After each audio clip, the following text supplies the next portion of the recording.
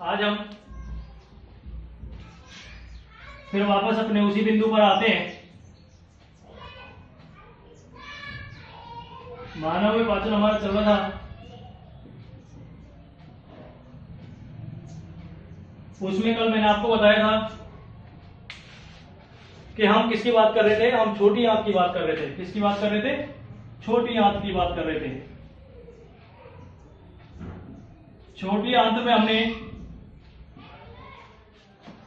Last जो पढ़ा था वो पढ़ा था पेयर का समूह। उसके बाद मैंने आपको बताया कि कुछ और बिंदु रह रहे हैं और चित्र रह रहे हैं जिनको हम अगली कक्षा में पढ़ेंगे। तो आज इससे आगे का जो बिंदु बचा हुआ है, हमारा जो पॉइंट बचे हुए हैं, उन पॉइंटों के बारे में हम बात करेंगे। ठीक है, अच्छे से देखना, बिल्कुल साफ लिखने का प्रयास करूंगा, आप भी अच्छे से गौर करना। यदि फिर भी कोई त्रुटि रहे तो आप मुझसे संपर्क करना। ठीक है, आइए बात हम किसकी कर रहे हैं? छोटी आंत की। छोटी आंत में लिखेंगे हम जो हमने लास्ट लिखा है ना, आप देखना उसको, जो आपने नोट्स में नोट किया होगा ना, आप उसमें देखना लास्ट में लिखा हुआ होगा कि जिन्हें पेयर का समूह कहा जाता है। आपने लास्ट बिंदु ये लिखा था। ठीक है, देख लेना उसको। आपने अपनी नोटबुक उठाना और नोटबुक उठाने के बाद आप उसमें देखना आपने नोट किया होगा। और अब आपको बार बार कहने की आवश्यकता मेरे हिसाब से नहीं पड़नी चाहिए कि आप रोज पेन और नोटबुक साथ लेकर बैठें, और किसी प्रकार की कोई समस्या हो तो आप मुझे बताएं। कमेंट बॉक्स में भी लिख सकते हैं, मुझे सीधे भी बता सकते हैं, विद्यालय के माध्यम से भी आप मुझे बता सकते हैं। आइए अब हम अगले पॉइंट को लिखते हैं। लिखिए, छोटी आंत्र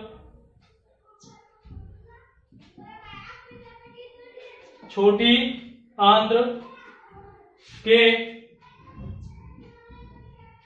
सब म्यूकोसा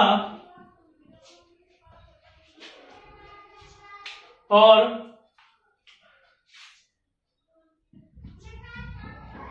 म्यूकोसा में निम्न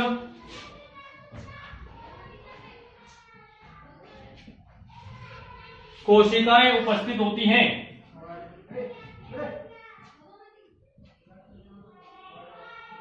कोशिकाएं उपस्थित होती हैं। देखिए किसमें? छोटी आंत्र के। किसमें? सब म्यूकोसा और म्यूकोसा दोनों में क्या होता है?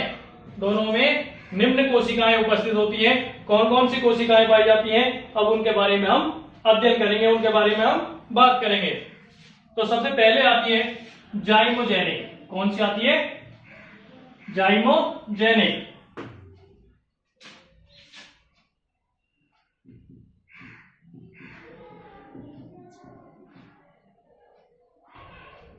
पहली आती है जाइमोजेनिक कोशिकाएं।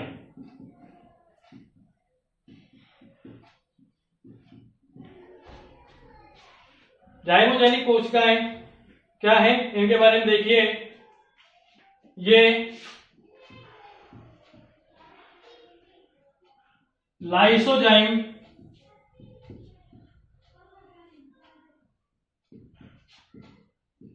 क्या? लाइसोजाइम नामक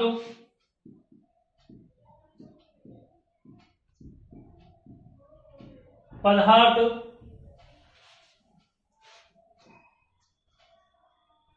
स्रावित करती हैं।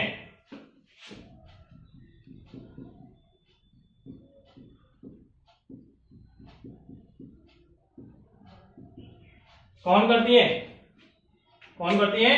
जाइमोजेनिक कोशिकाएं क्या करती हैं? लाइसोजाइम। कौन सा है? लाइसोजाइम नामक पदार्थ स्रावित करती हैं। कौन करती है? जाइमोजेनिक। कहां पाई जाती है? सब म्यूकोसा और म्यूकोसा में ये क्या पाई जाती है? ये कोशिकाएं पाई जाती हैं जो जीवाणुओं को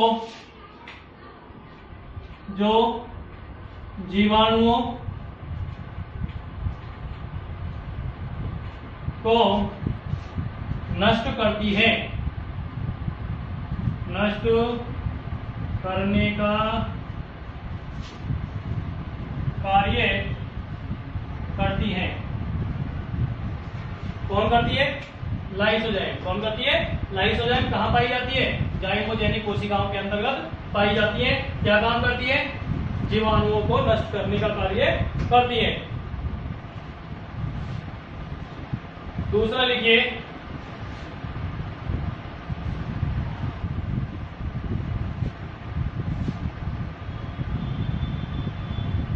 गॉबलेट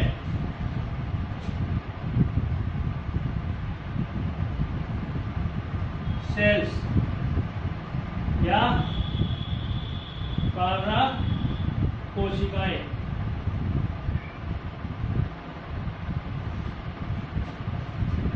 लिखिए इसमें, ये श्लेष्म स्रावित, ये श्लेष्म स्रावित करती हैं।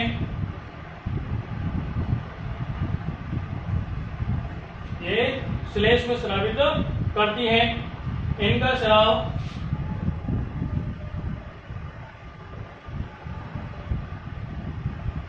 स्राव आंत्र की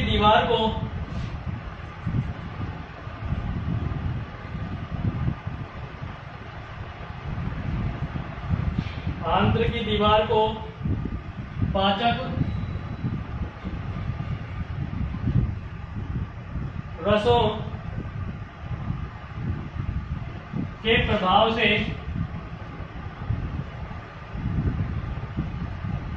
बचाता है। कौन बचाता है? ये गॉबलेट सेल्स बचाती है या कार्रा कोशिकाएं बचाती है। क्या करती है? क्या करते हैं? ये श्लेष्म स्रावित करने का कार्य करते हैं। इनका स्राव कहाँ होता है? आंत्र की दीवार को पाचक रसों के प्रभाव से बचाने का कार्य करता है, यानी उनको पचने से बचाता है। कौन? कार्रा कोशिकाएं। आगे लिखिए तीसरा, ब्रूनस। तीसरी लिखिए, ब्रूनस कोशिकाएं।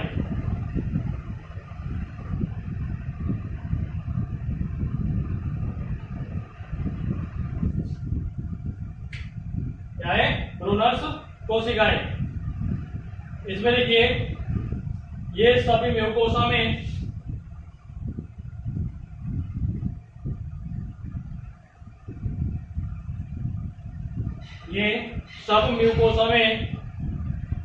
पाई जाती है।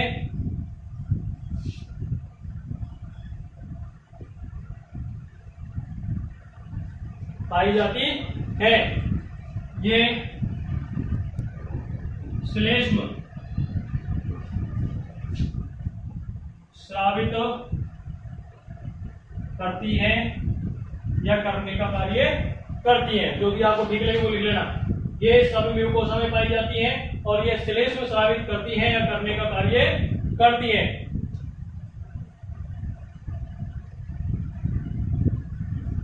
ठीक है, अब आप चित्र बनाइए। जो कल हम बात कर रहे थे ना कि चित्र हमारा बचा हुआ है, उसको बनाएंगे। उस चित्र के बारे में आपको बता रहा हूं, उसको देखिए आप।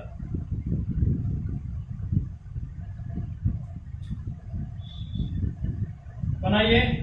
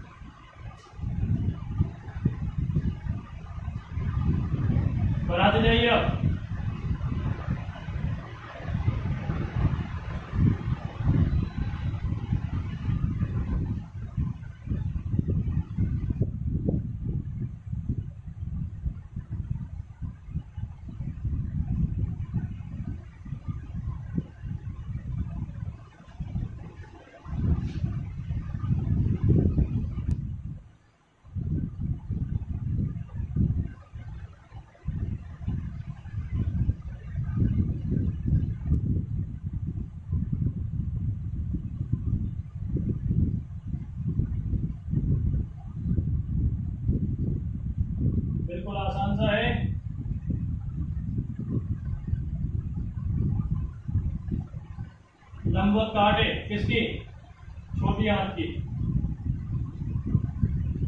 जब छोटी आंत को लंबवत काटा जाता है और उसको माइक्रोस्कोप के माध्यम से देखा जाता है तो इस तरह की संरचना दिखाई देती है, जिसमें हम प्रत्येक भाग को नामांकित करेंगे, उसके प्रत्येक भाग को जानेंगे कि किस भाग, कौन से भाग को किस नाम से जाना जाता है।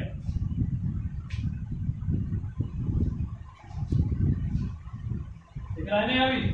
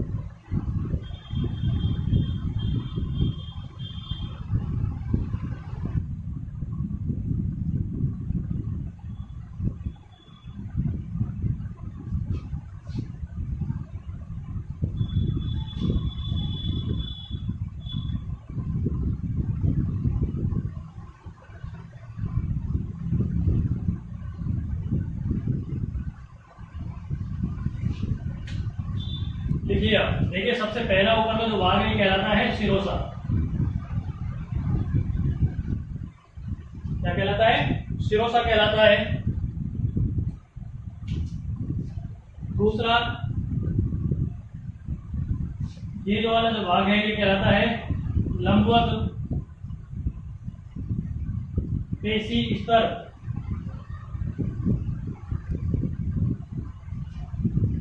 नेक्स्ट जो है ये कहलाता है वर्तुल, वलय जैसी संरचना है, वर्तुल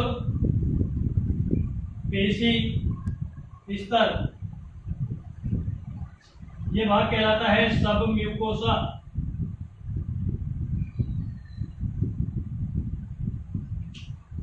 उससे नीचे वाला जो भाग है कहलाता है म्यूकोसा।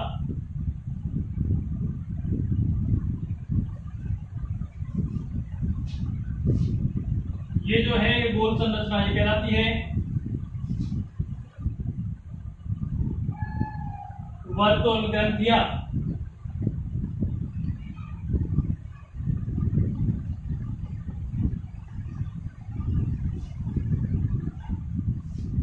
इन दोनों के बीच की जो एक खांच है ये कहलाती है लीवर कुहन।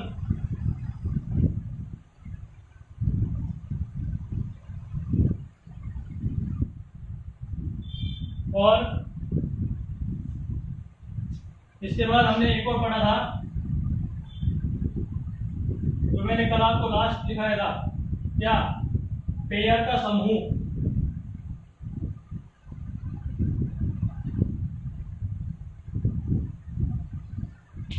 और इस चित्र को सम्मिलित रूप से क्या कहा जाता है? मैं यहां लिख रहा हूं, आप नीचे लिखेंगे, आप बिल्कुल नीचे लिखेंगे छोटी आंत। किसका चित्र बनाया हमने? किसका बनाया? क्षुद्रांत्र की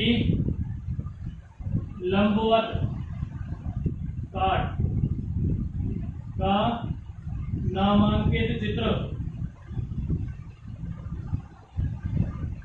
किसका चित्र बनाया हमने? छोटी आंत या क्षुद्रांत की लंबवत काट का नामांकित चित्र। हमने इसमें प्रत्येक स्थिति को दर्शा दिया है कि सबसे ऊपर हमको क्या पाया जाता है इसमें? शिरोसा। जब इसको छोटी आंत को कैसे काटा जाता है? लंबवत काटा जाता है। कैसे काटा जाता है? लंबवत। जैसे मान लो ये है छोटी आंत, तो इसको ऐसे काटेंगे, ऐसे, तो ये क्या कहलाएगी? लंबवत। और ऐसे काटेंगे तो क्या कहलाएगी? अनुप्रस्थ। कैसी कहलाएगी? अनुप्रस्थ। क्योंकि हम कैसे काट रहे हैं? इसको लंबा रख के काट रहे हैं, तो ये कहलाएगी लंबवत काट। तो जब छोटी आंत को लंबवत काटा जाता है तो उसकी संरचना इस प्रकार से दिखाई देती है। इसमें सबसे ऊपर वाला जो भाग होता है वो शिरोसा कहलाता है, उससे नीचे लंबवत पेशी स्तर, फिर वर्तुल पेशी स्तर, ये वाला भाग सबम्यूकोसा, ये वाली जो गोल संरचना है ये वर्कुल ग्रंथियां कहलाती है। ये वाली भाग जो है ये कहलाता है म्यूकोसा। उससे नीचे इन दोनों के बीच की जो जगह होती है खाली, इसको कहते हैं लीवर कुहन।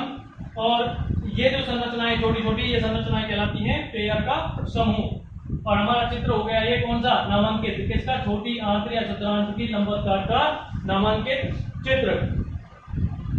देख लीजिए और साफ दिखाई दे रहा होगा अब आपको बिल्कुल। फिर भी आपको कोई परेशानी हो रही हो तो आप मुझे बता सकते हैं। अभी मिटा रहा हूं इसको। इसके बाद आपको एक छोटा चित्र और बनाना है।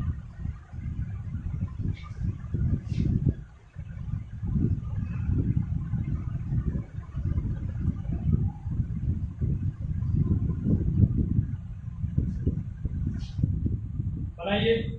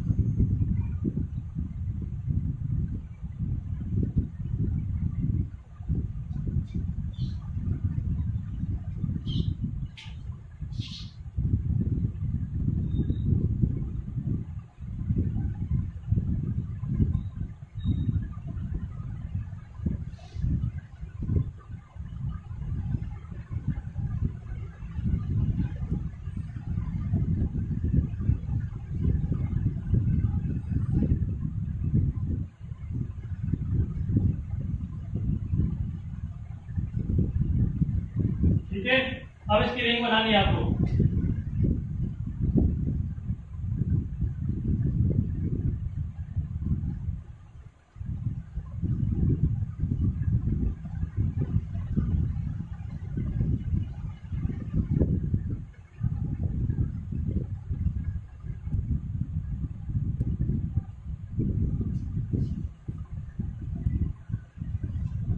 आगे बनाइए।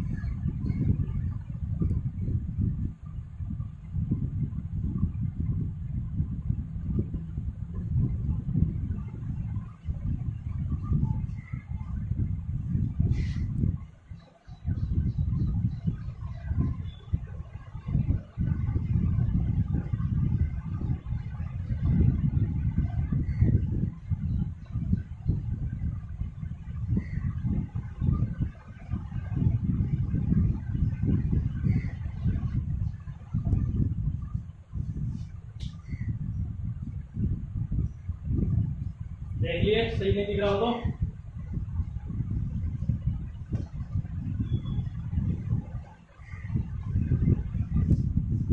सर से ऊपर लिखेंगे बिलाई,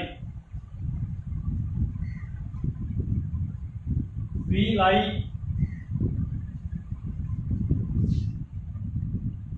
फिर उससे नीचे लिखेंगे लैक्टियल, वाहिनी।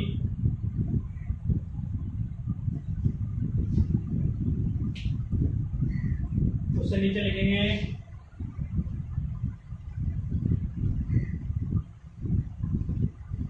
रुधिर केशिका।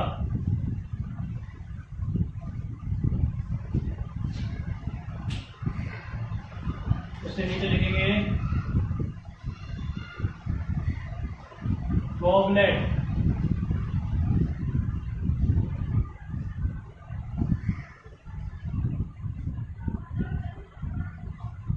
गॉबलेट, कोशिका,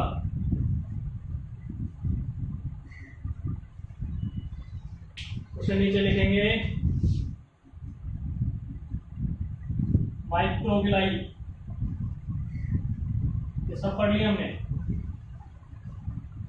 और नहीं तो आप अपनी नोटबुक उठा के देख लेना। माइक्रोविलाई, और ये कहलाती हैं धमनियां,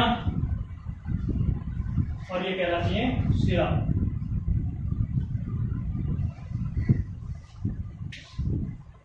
ठीक है, क्लियर। आज हमारा छोटी आंत वाला जो बिंदु है वो यहां समाप्त हो जाता है। अब हम कल नेक्स्ट बिंदु के बारे में बात करेंगे। किसके बारे में? बड़ी आंत के बारे में बात करेंगे, और बड़ी आंत के साथ साथ हम किसके बारे में बात करेंगे?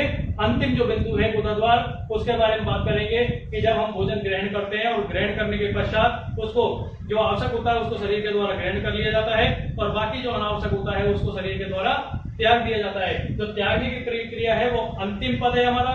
उससे पहले अब हमारा एक बच रहा है, एक बड़ी आंत बच रहा है। छोटी आंत कंप्लीट हो गया है, बड़ी आंत कल पढ़ेंगे, और उसके बाद कल ही हम रेक्टम के बारे में पढ़ेंगे, गुदाद्वार के बारे में पढ़ेंगे, जब हमारा आहार नाल संपूर्ण हो जाता है।